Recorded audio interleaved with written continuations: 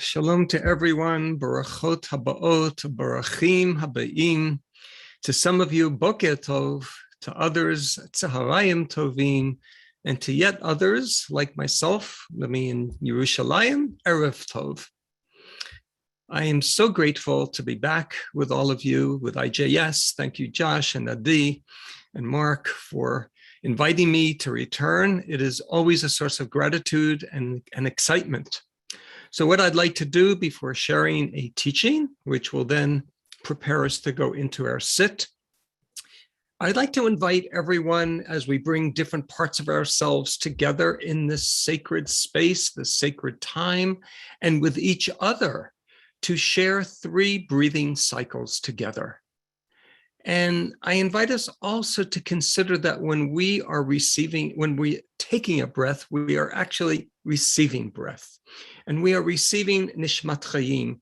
2 parshiot ago in Bereshit, we learned about when breath was first introduced into the universe, into Adam and Chava.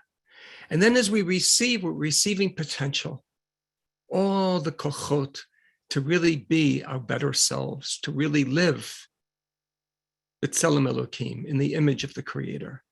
And as we would with any precious object, and this is so much more than that, for a moment, hold the breath, gaze at it, the wonder of it.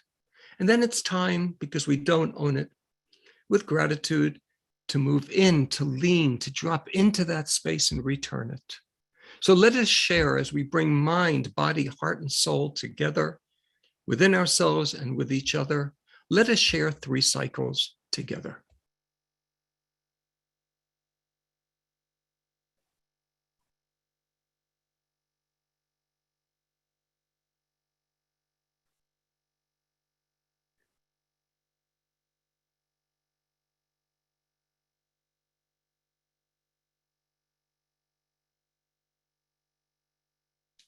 Tada. Go to yourself, lech lecha, heeding the still small voice within, kol damamad daka. This sharing is based on the verse in the beginning of our parsha, in Genesis 12:1.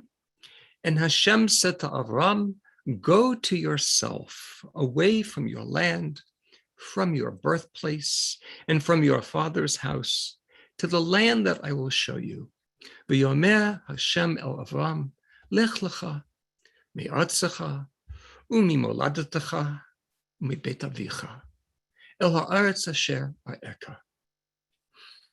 This verse introduces to us the spiritual practice of lech lecha, moving away gently from one sense of self, the finite, the ego-based self, the limited self, towards gradually another sense of self, the infinite self, the beyond ego self, the limitless self.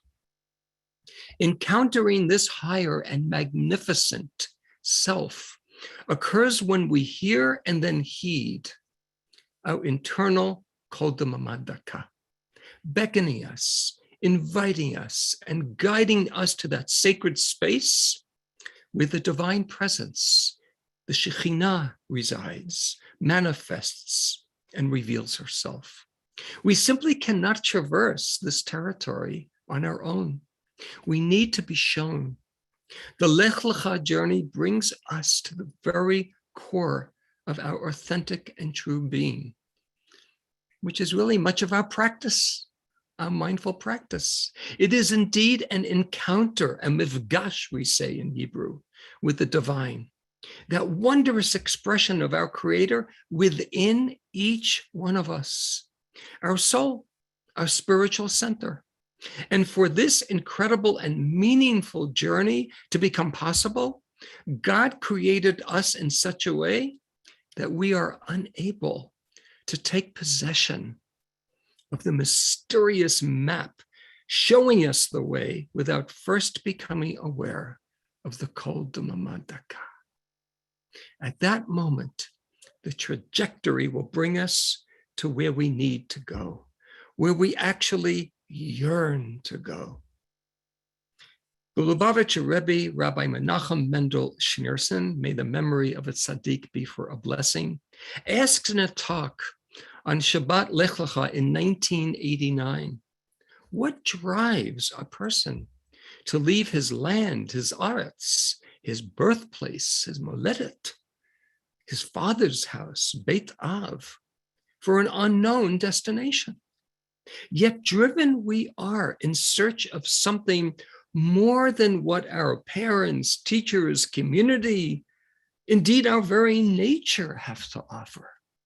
Our lives are a ceaseless search for identity, for our zehut. Having realized that the inborn and acquired identity at birth and youth is simply not enough, the Rebbe acknowledges that by conventional standards, the development of one's natural instincts, the assimilation of learned and observed truths, and the remaking of self through the objective arbiter of the mind constitutes the ultimate in human achievement. However, there is a higher self to the human being, a self that pushes us to go beyond the human self. To be human is to go beyond human. This is the spark of godliness, the nitzotz Elohit, that is the core of one's soul, the divine essence that the Creator breathes into each one of us. The Tselem Elohim, the image of God in which each one of us was and continues to be created. Discovering this is Haaretz. This is the land that God promised to show Avraham, and by extension, all of us. The Rebbe refers to this spiritual work as transcending one's own positive and gainful past in order to reach the higher self, regardless of how perfected and achieved the lower self is. He teaches that God, our Creator, the Force, the One, invites each one of us to experience that which actually transcends all limit and definition, one's own soul. And this, for many of us, is one of the reasons we cultivate mindful and contemplative practice.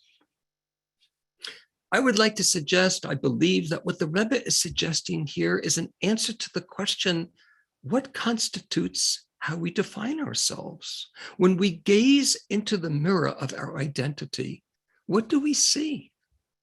A body, a soul, both, ego, beyond ego. For the Rebbe, the essence, the essential ingredient, without which the human would not be human, defines the real self. For him, this is clearly our soul, our spiritual center, the image of God within each one of us. And actually, to fully manifest our humanness means we are to go beyond being human as we walk in the footprints of the divine. Actually, an amazing divine paradox, that to be fully human is to go beyond being human. As we move from the lower self to the higher self, there is an exquisite midrash that describes what happens as we move along the Lech Lecha journey. Actually, its premise is that the journey, and this probably won't be a surprise to most of you, never really ends. If we so choose, we are always moving deeper and deeper to our authentic selves. In Bereshit Rabbah 39:2, we learn the following. Rav Berachia commenced with a verse from Shir HaShirim, Song of Songs 1:3. Your ointments have a goodly fragrance. Your name is as an ointment poured forth.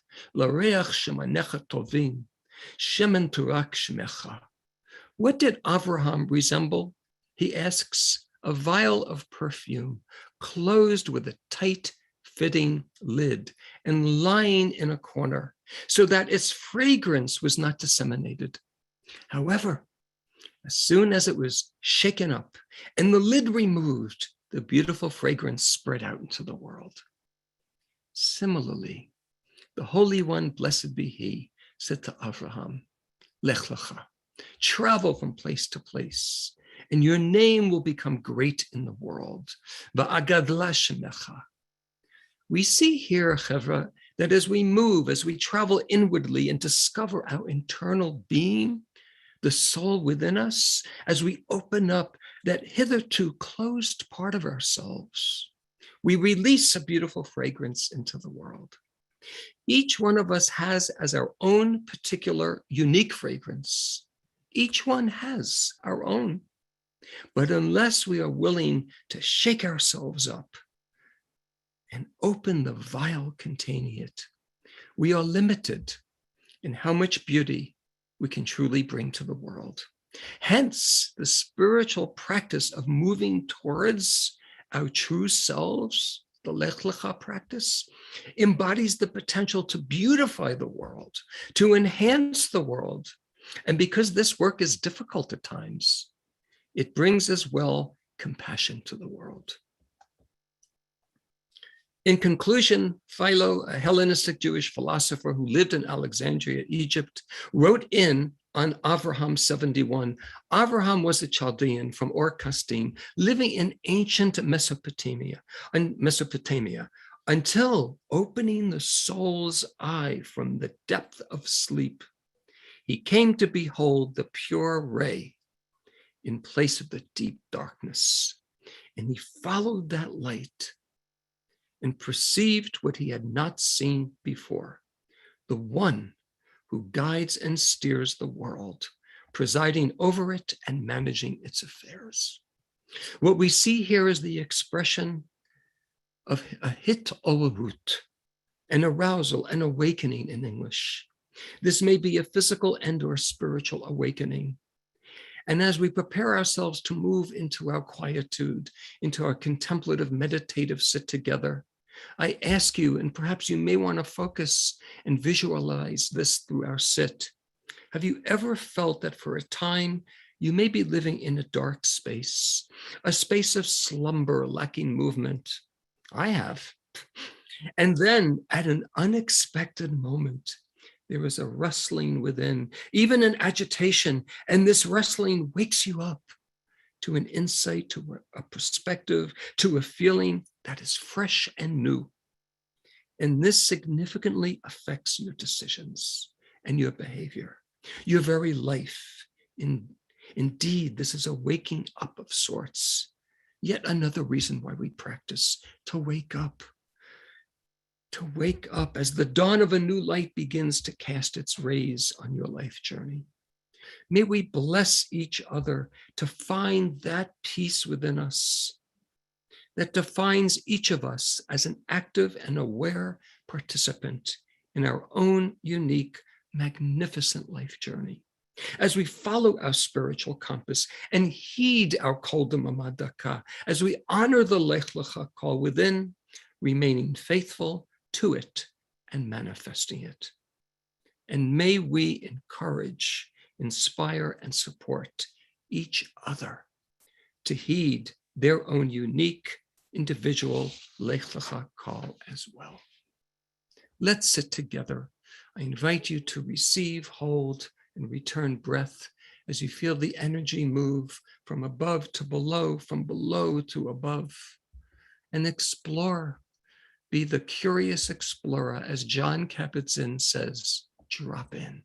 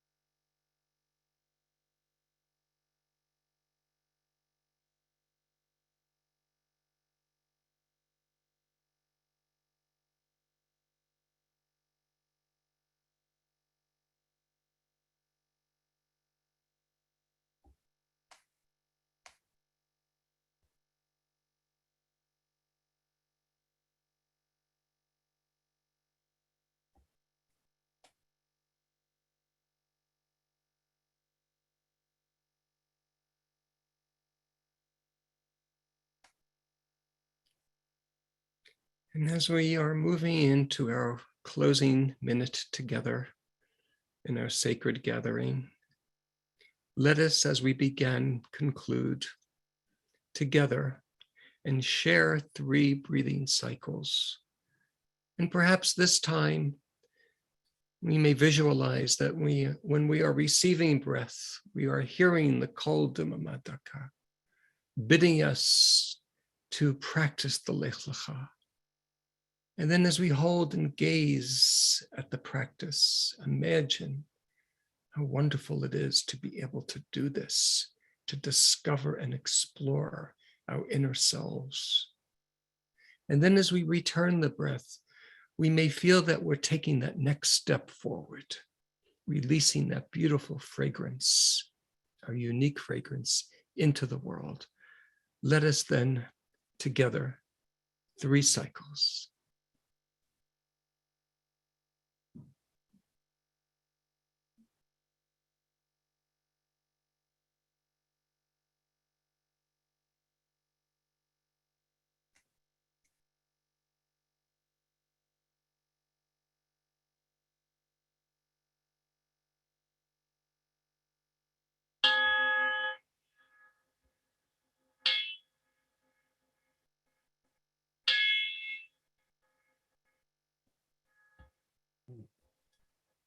Toda l'kulam.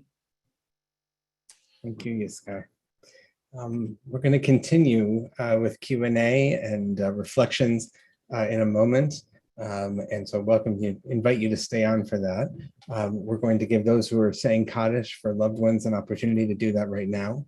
And so if you'd like to do that, please feel welcome to join me. You can put the name of the person that you have in mind or in your heart in the chat. If there's anyone in particular you're saying Kaddish for, and you're welcome to unmute yourself and join me. Yitkadah, Yitkadah, Amen. Alma, Divras, Yamlich,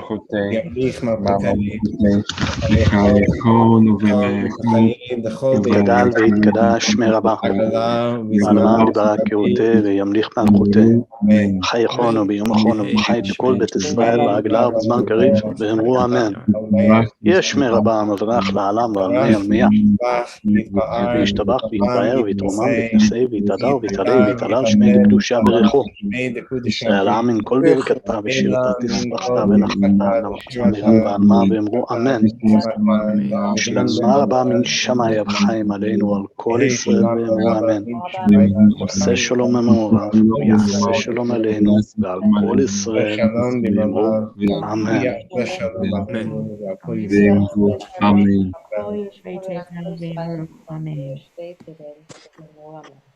Amen. Thank you. So I invite you to stay around for the next 10 or 15 minutes or so, and we'll have a chance to share reflections or questions with Yiscah. If you're leaving us now, we want to wish you Tzeitchem L'Shalom. It's been wonderful having you with us and invite you to come back tomorrow or any other day at 12:30 Eastern Time to join us. Yiscah, thank you so much for that really beautiful teaching on this week's parasha, Lech Lecha. And I was struck by the phrase that you used of to be human. I want to make sure I got it right. To be human is to transcend being human. And that was such a wonderful, clearly loaded phrase. I'd love to give you a chance to kind of unpack that a little bit more of how you experience that, but also what do you think that might mean for us? Oh, you need to, I think you're still muted. Sorry. And Adi, maybe we'll just spotlight both of us. Okay, there we go. There we go. So yeah, I've been working on figuring out a response to what you're just asking me from many, many, many years. It's a work in progress. I think what I'd like to share for now is that to be an earthling, which is how we were first created. We were created part 1 and part 2, A and B, unlike any other creation. The first introduction into this world as a created being was our physicality. And from that comes, as an earthling, all the limitations. Yes, we have a mind that's more developed. We have a heart that processes feelings differently. We're different. We're unique than the rest of creation. That is the human being. However, if I only stay in the space of that, which I would like to suggest, it's the realm of probability. What can happen is I start behaving from a place of scarcity, from a place of I can't, I won't, I shouldn't. And that my world starts to shrink. And for some, that's what it means to be a surviving human being. I don't want to be a surviving human being. I want to be a thriving, different type of human being. I want to dwell, as Emily Dickinson says, in the realm of possibility, not probability. But to do that, I need to go beyond my instinctive drive to survive. I need to attach to something much greater than me. And the way I can, and the reason I can do that is because I have a part B. I have my soul. So the soul allows me to actually move beyond a place where if I didn't have the soul, I would have just been like all the other. And I have 2 cats, and I was raised with dogs. So I know how animals in their loving, naive, pure way function. For the human being, though, as the Rebbe, Lubavitcher Rebbe points out, it's not enough. It's not enough. Because we're not that, we're more than that, even though we are that. And that's why I mentioned in the teaching, excuse me, that's the divine paradox. Wow, that's beautiful. I want to invite also, if you have questions or reflections, or just want to share anything that came up for you during the practice, please, by all means, put it in the chat. That's what the space is for. I was thinking also about this question of, for some reason, my mind went to, I'll tell you what came up for me. My mind went to the question of, it seems as a society, we're bound up with like subjectivity and objectivity that's happening right now, right? Where there's a whole conversation about, is there any kind of objective truth or objective anything that or is everything totally subjective and it's all just filtered through our experience? And I feel like what you're talking about of being both in it and transcending it, right? Being in our humanity, but also transcending it, there's a relationship to that of, being able to also step outside of our own experience, right? Inhabit something larger, recognize there's something larger. I wonder if those concepts kind of intersect for you. Just to invite you to reflect on that. Putting you on the spot, but no, that's I volunteered for this. It comes with the job description. Thank God for Chassidut. Thank God for the Baal Shem Tov and all the different teachers that came from the Baal Shem Tov's teaching about living in the spirit of prophecy. Not what he says, not so much the nuvuah of Atid, not to be a fortune teller and to look into the future, but nuvuah lahadracha, like I can have this visceral, imminent, very private and intimate mifgash with my creator. Encounter. And through that, yeah. And through that, I'm able to take everything in the physical world and I'm able to move it over. I'm able to sanctify it, to elevate it, to use it for a higher purpose with me. So instead of leaving the world, I stay in the world, but I stay in a different, it's like seeing the world through a different lens. It's the same world, but it's a different vortex. So seeing a tree, seeing another human being, seeing a bird, seeing a granule, the Piaseczna Rebbe talks about in Hachsharat Avrachim and B'nai Machshava Tova, about a granule of sand. Rav Kook even says, if you can figure out what's really going on in that granule of sand, which you can't, then imagine what's going on inside of you. So it's being able to gaze at a granule of sand and feel closer to the divine presence, Mhm. feel it and sense the divine presence. That's how I unpack or I integrate in what we say, like a shiluv in Hebrew. Like there's a beautiful, like it's a braiding, like when we braid the challah. We take this piece, we take that piece. I take chesed, gevurah, tiferet, and braid them together in this fluid, organic, going back and forth. I'm hungry, but I want to serve a higher purpose. I'm tired, and I want to serve a higher purpose. So one does not have to objectively or subjectively cancel out the other, rather l'shachlel, to really enhance the other. Beautiful. There's a question here from Lori. How do we discern between what is our footwork to do as humans versus what we should release to God, to let go and let God, especially during the Shemitah year? Yeah, it's a great question. Like, what's ours to sort of the work we need to do, and what's the stuff we have to then open up and let something larger than us carry, is kind of how I hear that. So my mind and my heart goes to Reb Simcha Bunim when he teaches, how do you know if what you're doing is what is being asked by the divine? In other words, honoring your own Lech Lecha call, rather than perhaps it's not my Lech Lecha call, and I do have to l'shachrer, I do have to release it and let it go because it's not mine. He said, if what you're doing, I'm paraphrasing the teaching, he said, if however you're making your decisions enables you to see the divine presence in others, other Jews, other human beings, and then other forms of life, the birds, the fish, animals, and then plants and fruit-bearing trees, and then soil and water, the more your world can lehitrachev, can really expand, then you know you're following your Lech Lecha. That's your Lech Lecha. However, if your world starts to close in and close in and close in, that's a sign, that's a message.